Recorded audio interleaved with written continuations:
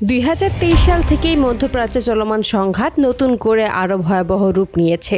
গাজা উপত্যকাকে কেন্দ্র করেই শুরু হওয়া যুদ্ধ এখন আর শুধু ফিলিস্তিনি ও ইসরায়েলের মধ্যেই সীমাবদ্ধ নেই, বরং এর প্রভাব ছড়িয়ে পড়েছে পুরো মধ্যপ্রাচ্য জুড়ে। ইসরায়েল ফিলিস্তিনের গাজা ভূখণ্ডকে সরাসরি স্থল অভিযান শুরুর পর থেকেই অঞ্চল জুড়ে উত্তেজনা চরমে পৌঁছায়। এই অভিযানে ইসরায়েলকে শুরু থেকেই সরাসরি অস্ত্র, অর্থ এবং কূটনৈতিক সহায়তা দিয়ে আসছে যুক্তরাষ্ট্র।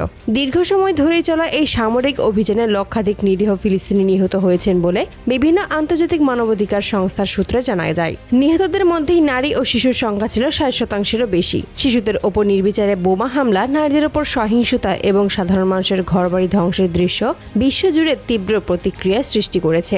এই সময় ইসরায়েলি বাহিনীর বিরুদ্ধে একাধিক গুরুতর অভিযোগ উঠে আসে। ত্রাণবাহী গাড়ি, মেডিকেল টিম এবং অ্যাম্বুলেন্স লক্ষ্য করেই হামলা চালানোর অভিযোগে বিশ্বব্যাপী সমালোচনার মুখে পড়ে তেল আবিব। এর ফলে গাজা উপত্যকায় ভয়াবহ মানবিক সংকট তৈরি হয়। খাদ্য, বিশুদ্ধ পানি ও চিকিৎসা সেবার অভাবে লাখো মানুষ চরম দুর্ভোগে পড়ে। জাতিসংঘ সহ বিভিন্ন আন্তর্জাতিক সংস্থা একে মানবিক বিপর্যয় বলে আখ্যা দেয়। মুসলিম বিশ্বের বহু দেশ ফিলিস্তিনের পক্ষে কূটনৈতিক অবস্থান নিলেও সরাসরি সামরিক পদক্ষেপে কেউ এগিয়ে আসেনি। ঠিক এমন এক প্রেক্ষাপটে ধীরে ধীরে গুরুত্বপূর্ণ ভূমিকায় আবির্ভূত হয় ইরান। বিভিন্ন সূত্রের দাবি অনুযায়ী শুরুতেই ইরান ফিলিস্তিনিপন্থী একাধিক গোষ্ঠীকে অস্ত্র, প্রযুক্তিগত সহায়তা ও সামরিক প্রশিক্ষণ দিয়ে সহায়তা করে আসছিল। তবে পরিস্থিতির দ্রুতই অবনতি এবং গাজায় ভয়াবহ ধ্বংসযজ্ঞের পর সাম্প্রতিক সময় ইরান সরাসরি ইসরায়েলের সঙ্গে সংঘাতে জড়িয়ে পড়ে বলে দাবি করা হচ্ছে। মধ্যপ্রাচ্যের নিরাপত্তা বিশ্লেষকদের মতে এটি ছিল দীর্ঘদিনের উত্তেজনার একটি বড় বিস্ফোরণ।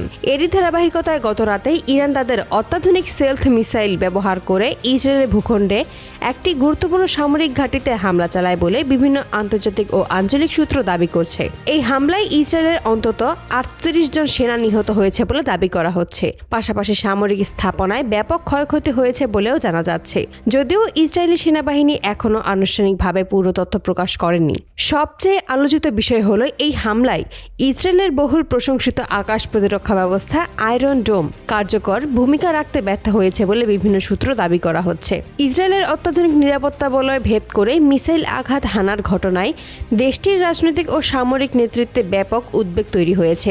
এই ঘটনার পর ইসরায়েলের প্রধানমন্ত্রী বেঞ্জামিন নেতানিয়াহু জরুরি বৈঠকে বসেছেন বলে জানা যায়। নিরাপত্তা বিশ্লেষকদের মতে এমন হামলা ইসরায়েলের জন্য কেবল সামরিক ক্ষতিই নয়, বরং মনস্তাত্ত্বিকভাবেও বড় ধাক্কা। কারণ এতদিন ইসরায়েল তাদের নিরাপত্তা ব্যবস্থাকে প্রায় অজেয় বলে দাবি করে আসছিল। এই ঘটনায় যুক্তরাষ্ট্র গভীর উদ্বেগ প্রকাশ করেছে। হোয়াইট হাউস জরুরি বৈঠক করেছে এবং পরিস্থিতি পর্যবেক্ষণ করেছে বলে মার্কিন কর্মকর্তারা জানিয়েছেন।